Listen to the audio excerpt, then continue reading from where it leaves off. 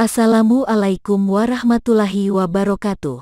Kali ini kami akan menceritakan tentang kewalian seseorang pengemis tua, kakek tukang sapu jalanan pasar.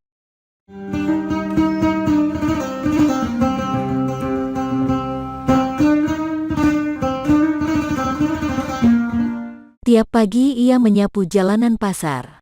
Usianya yang sudah cukup lanjut tidak menyurutkan niatnya untuk mengabdi kepada orang banyak dengan caranya sendiri, dengan menjadi juru bersih pasar. Tidak jarang para pedagang di sana meminta tolong kepada sang kakek untuk keperluan bisnisnya.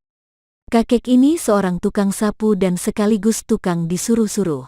Suatu malam, pedagang A meminta bantuan si kakek untuk mengantar barang-barangnya ke suatu tempat. Pedagang A memberi tempo, barang itu mesti sudah sampai sebelum subuh. Sang kakek tak menolak. Di tempat lain, pedagang B meminta tolong hal yang sama. Ia juga memberi batas waktu, subuh hari barang itu harus sudah sampai di tempat. Si kakek mengiyakan. Dan celakanya, ketika bertemu dengan pedagang C, kakek itu diminta lagi untuk mengerjakan perintah yang serupa. Juga ada deadline, barang tiba di tempat tujuan waktu subuh. Uniknya, lagi-lagi kakek itu menyanggupi. Bagaimana bisa, pada saat yang bersamaan, barang-barang berbeda harus diantar ke tempat yang saling berjauhan? Pagi hari, semua barang sudah terkirim ke tujuan. Entah bagaimana mulanya, ketiga pedagang A, B dan C terlibat dalam obrolan. Sampailah ketiganya pada pembicaraan tentang pengiriman barang subuh tadi. Tiba-tiba mereka terhenyak, sebab ketiganya sama-sama meminta bantuan kepada orang yang satu.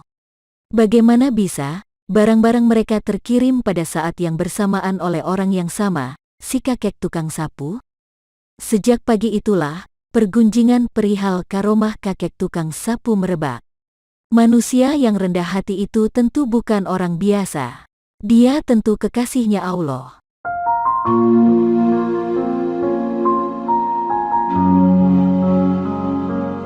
Esoknya, setelah sepanjang hari kemarin para pedagang di pasar sibuk membicarakan karamahnya, si kakek malah tidak muncul.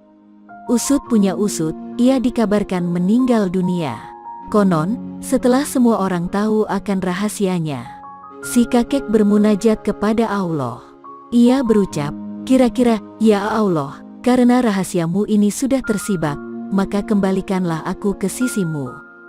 Dan permintaannya dikabulkan.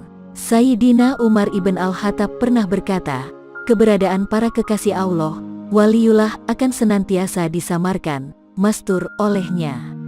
Kita tidak pernah tahu, siapa-siapa saja yang diangkat menjadi kekasih olehnya, seperti kakek tadi.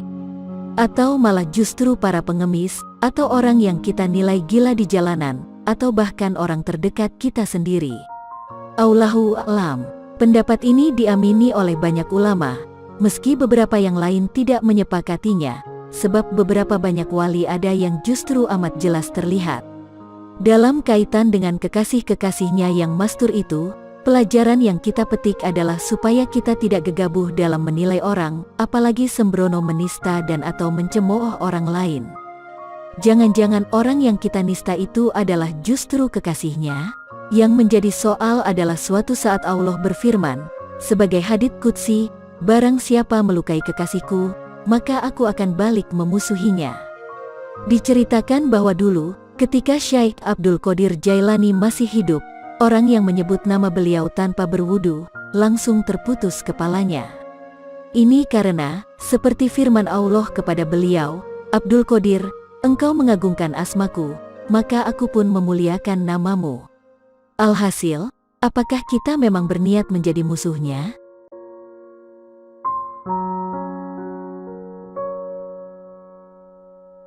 Bagi masyarakat yang berdekatan dengan Pasar Kaliwungu, Mangkang, Jerakah, Karangayu sampai Pasar Bulu pada era tahun 70-an, mungkin tak asing dengan sosok Samud.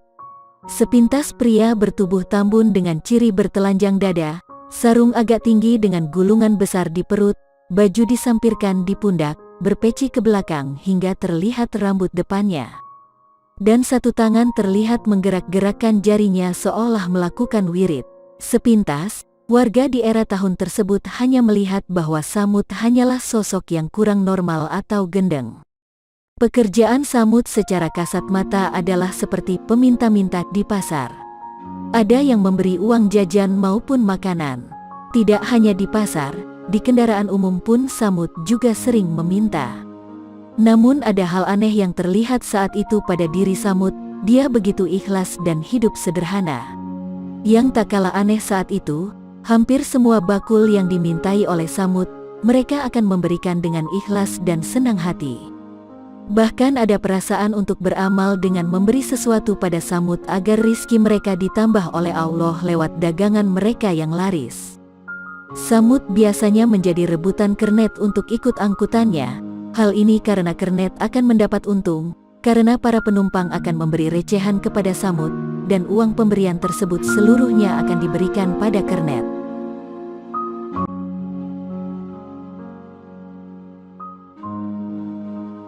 Ada ciri khas lagi yang ada pada Samud, yaitu kantong kecil dari kain gandum, isinya uang recehan yang banyak sekali layaknya zaman kerajaan. Terlepas siapa sebenarnya sosok Samud, apakah dia orang gendeng atau wali yang menyembunyikan kewaliannya, hanya Allah yang Maha Tahu. Sebagai manusia kita harus berhati-hati agar tidak mengkultuskan manusia secara berlebihan. Yang pasti keberadaan Samud saat itu tidak pernah menyusahkan orang lain, bahkan lebih banyak diharapkan kedatangan dan keberadaannya khususnya di sekitar wilayah Kaliwungu, Mangkang, Jerakah, Karangayu, itu semua masuk wilayah Kendala dan Semarang.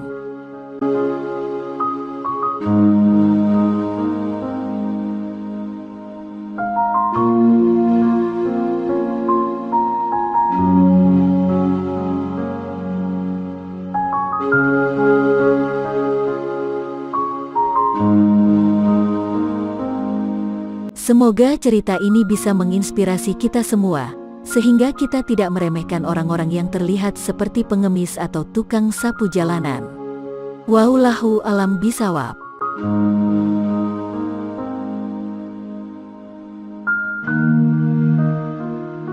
Teman-teman nonton juga cerita para wali Allah lainnya di channel Sang Pengelana. Semoga bisa menginspirasi dan menambah kebaikan bagi kita semua. Amin ya rabbal alamin.